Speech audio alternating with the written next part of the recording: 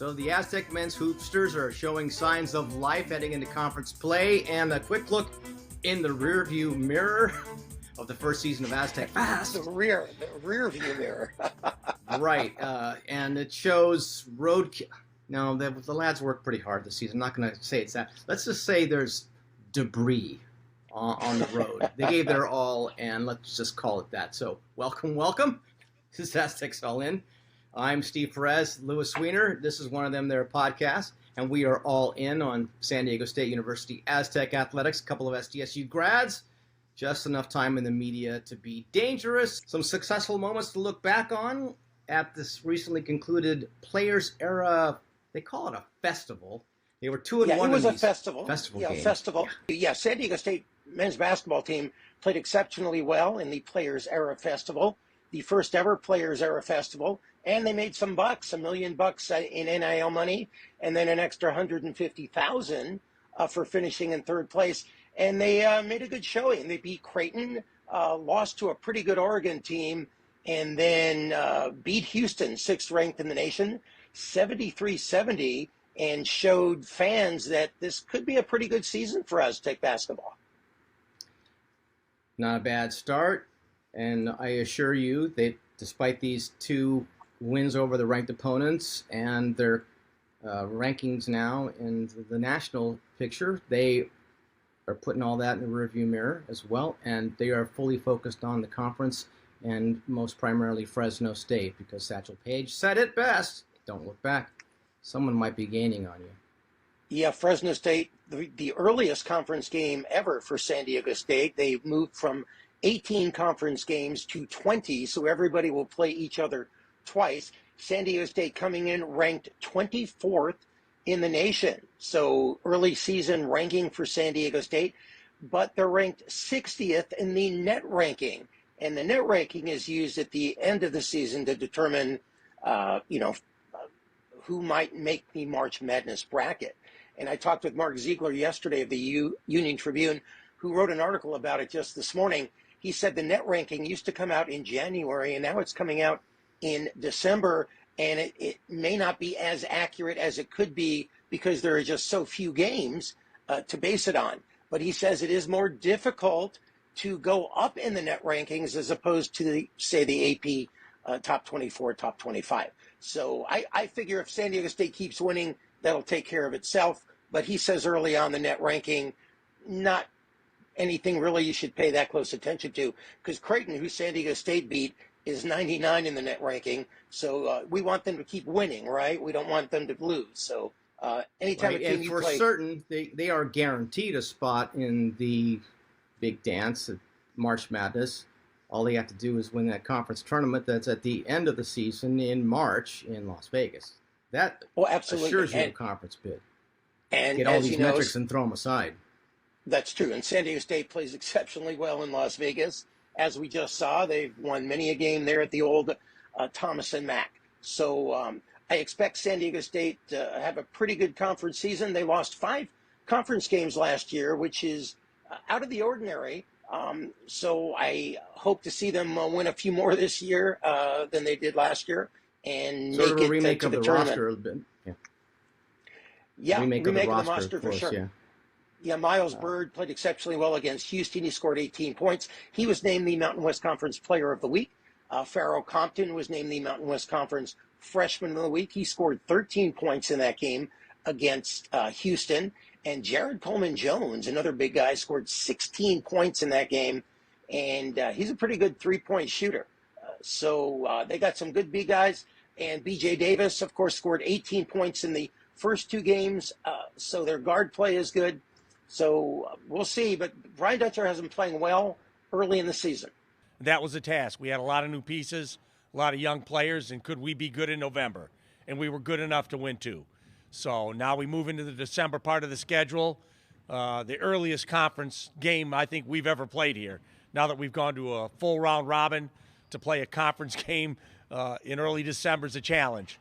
So we have to embrace what we did in Vegas, but get beyond it today in practice and start getting ready for our first true road game against a conference opponent in Fresno. And the work will start today. So the Aztecs start conference play Wednesday up at Fresno State. And Steve, we'll see how it goes from there. How about a little football? Right, football. What do you recall their season-ending record? Actually, I brought along a little visual to kind of help with that. Okay, so this is the schedule, right? The Aztec schedule. And see if I got my little laser pointy thing going the right way. Right? Okay. So this is all of it. And they won this game, right? That's the one against Central Michigan. And then they won that one, and then won that one. Won a hard-fought game at home against Hawaii, right? Yeah, so they won that good one. Good game. They played well there. And then they had this one against Wyoming. They won that one on the road, Laramie. Okay, and then... Do the math, Lewis. Yeah, 6 straight losses in the season, Steve. Not good. No, not by that metric, and basically that's the only metric that counts. There were some bumps along the way along the season, as there are in any football season, where you lose some guys, and the biggest loss for the Aztecs was on the offensive line, and it kind of left a young quarterback who was inexperienced going into the game, and then everybody else, into the season rather, everybody else trying to follow along on a new script and a new playbook with this Aztec Fast. And Coach Lewis said at the beginning of the season that it probably takes somewhere between 14 months plus for a team to really get the grip of this kind of an offense. So we've been through 12 of them, and now it's the off season, but the work does not stop. No, the Aztec Fast offense, we saw bits and pieces of it where it looked like it could be pretty successful, but very inconsistent. And Danny O'Neill, the quarterback, was very inconsistent. And you mentioned the offensive line, Steve. They lost their best offensive lineman on the first game of the season, and they never really were able to get the footing needed to get the offense running up to par or as fast as Coach Lewis might want it to run. Right. In the meantime, the defense was left out in the field for long stretches of time, especially if you have an Aztec Fast offense that's trying to find its footing, and you have a lot of possessions that are 3 and out, especially on the road. It gets tough, especially when you're dealing with opponents that are a lot more stacked in those positions because they maybe have better players fitted to their scheme, and coaches have been around a while, although there are a couple of coaches who came in and started their first season in the Mountain West as well, and they found some success. So it's one of those situations now where the way college football is scrambled up with a couple transfer portal periods and this money being tossed around, it is perhaps maybe a coach has 2 years at the most to keep a team together. And, at this point, there's a lot of work to do, and there's not that much time to do it.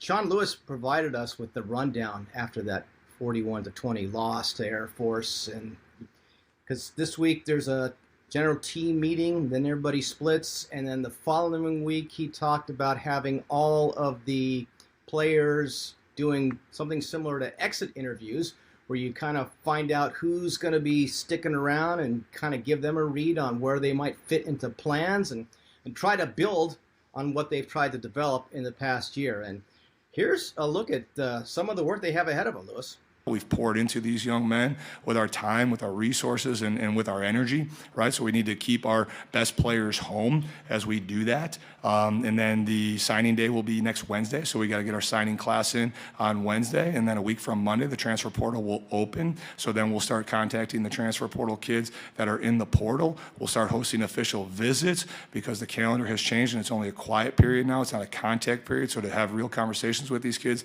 and to meet them and spend time with them, you got to get them to campus.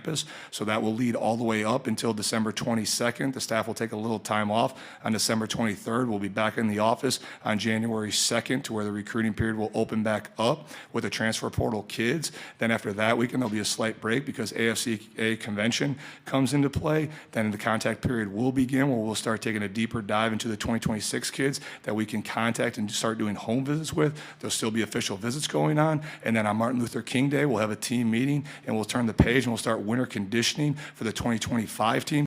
Yes, Steve, players are already going to the transfer portal. One of the players who's already announced he's leaving is Ezekiel Larry to the portal. He's an edge rusher who we didn't see a whole lot of this year. And you say you've heard of a couple of other names, huh? Well, the other name I saw out there, which was pretty clear once he stopped playing mid-season, was Dean Abdullah, who did some time at center and performed really well. But apparently he might be looking for some NIL money at a bigger school, because the Aztecs have lost in the last couple of years some key offensive linemen to Power 4 conferences for some amount of money that's being tossed around that I haven't really been able to confirm, but sounds pretty professional for college level play. Yeah, so we'll have to keep an eye on that and see who leaves, and when they announce who's coming in, pay close attention to that. But we do have some good news. 9 Aztecs were named to the All Mountain West Conference team, and the first team members are Marquez Cooper, Trey White, who was stuck on 11.5 sacks for the longest time. I think he ended up with 12.5 or 13. Tyler Pastula, the punter, and your favorite position on the football field, Steve, the kicker. Kicker Gabriel Placencia named to I the like first team. Placencia. I mean, did you see the tackle that he made against man, Air Force? He made some other hits too. I mean, the guy's he's a big dude. player, He's so, a big dude. yeah. They could put him on the line there. And it would be nice if Placencia was kicking in that Central Michigan game that the Aztecs lost because of 2 missed field goals. That's snow underneath the bridge in Central Michigan. Yeah, that's true. But school starts, as you know, on January the 21st, and this whole process has been going on through December. They take a little bit of a break for the Christmas and the New Year's holiday, and then it never really stops. Lewis says it's fun, and he says he has the right resources. He feels he has the best people in place to get it done. I did follow up that one question from the post-game news conference with any potential staff changes, and he anticipates none, which helps with the entire stability part of the program. And the second-year plan is hopefully already in place because he's been executing this at Kent State and probably had some visions going forward about how he would do it if he got the next opportunity, which is here. Not a hobby, he says. He's going to do it the right way and bring championships back to the Mesa. And Coach Lewis talks about controlling these controllables. There's a big issue we've kind of went into briefly about the uncontrollables. It's human nature. You got the advent of this de facto legalization of payments to players and college athletes for their name, image, and likeness, and vast sums of money being dangled in front of these young men who are no older than their 20s to play football at the college level. And this makes that playing field a little bit unlevel when you're talking about schools like San Diego State and these big-name schools are armed with all this fund from the TV contracts that they have, shelling out hundreds of thousands of dollars reportedly. And meantime, you have this disadvantage because schools like San Diego State, they do not have those funds or the donor base available at the moment. And it's never been the mission of a college, state, or a university in California to be a football factory.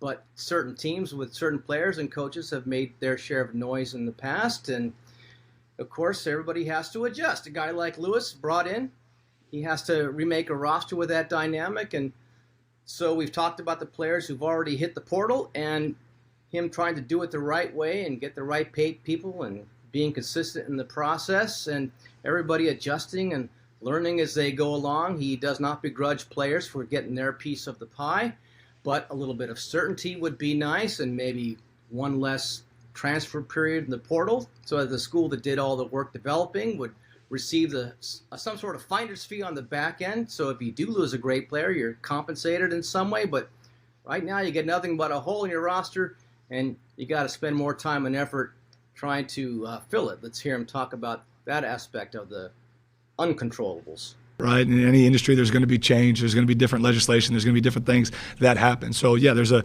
increased hurdle with that, to where when we were at, Kent, not that far along ago, but it seems like an eternity ago, right? Like, you knew that you're going to have your pieces in place because they were going to stay, they were going to be retained, they were going to be developed over the course of time. Whereas now, again, like, our staff has done an unbelievable job of, developing the talent that we inherited, right? Identifying good talent to influx into the roster, and guys have grown and guys have developed. And now, again, because of the vision that we have, the experience that they're getting, the course and the direction that we have set, that hopefully the relationships that we have and the support that we have from, the people in the building here and the people in our community and Aztec Link and everything that we need, that every single college team is going through, right? This isn't unique to San Diego State. It's something that is going on right now across all sports, particularly men's and women's basketball and football, right? To where the NLI piece of it is huge, to be able to keep your roster intact and to use that as the vehicle that you need to retain your players and to consistently have a championship roster year in and year out. Yeah, Steve, you make a really good point. NIL is changing everything from all aspects of football, from recruiting to transfers, and the teams and schools that best handle it will be successful. I think Sean Lewis understands how it all works. He's well versed in it. He's very optimistic. You hear him talk. He's a great salesman. He says, right, and you mentioned it earlier, that he will bring championships to the Mesa. So we as fans have to have confidence that he knows what he's doing, and that maybe that can happen at some point in the future. Right. It does feel a little strange to have 2 consecutive losing seasons after we've been spoiled to a point with relative success in the college football ranks by the Aztecs. And they vied and won, actually, 3 Mountain West Conference championships in football. And it was what year was it? I'm trying to, if I have them. It was like, No. Put that away. We don't need those. We had to use those to get into because in 2021 they had the championship that the Aztecs qualified for, won double-digit games, and they played against Utah State, but had a big part of their roster taken away from them because of medical concerns due to that thing. Yeah, they all went through. So, in the big picture, it hasn't been that long ago that this type of success was being experienced by the players, coaches, administration, and the people following the program. And we shall see how long it takes for that to get back, because it's been pretty clear that it's just like in basketball now. The bar has been set, and it's up to the folks who are running the program now to hit that mark and get over it. Yeah, fans are impatient. If you follow the Aztec Mesa forum, people are calling for Lewis to be fired after 1 season, which doesn't make a whole lot of sense to me. You got to give it some time, and we'll see where it goes from there. And I think short of some major debacle in the first season, that idea that he should be dismissed after a season, for one thing, it's not financially feasible, and for 2, of course, in this era, you got to give a coach at least a couple of seasons to see what he can do with this new era of NIL and dual transfer portals. Yes, sir. And that will wrap up this edition of Aztecs All In. You could drop us a line, aztecsallin@gmail.com, and follow us on the X, Aztecs _all_. So, for him, Steve Perez, I'm Louis Weiner. Until next time, so long.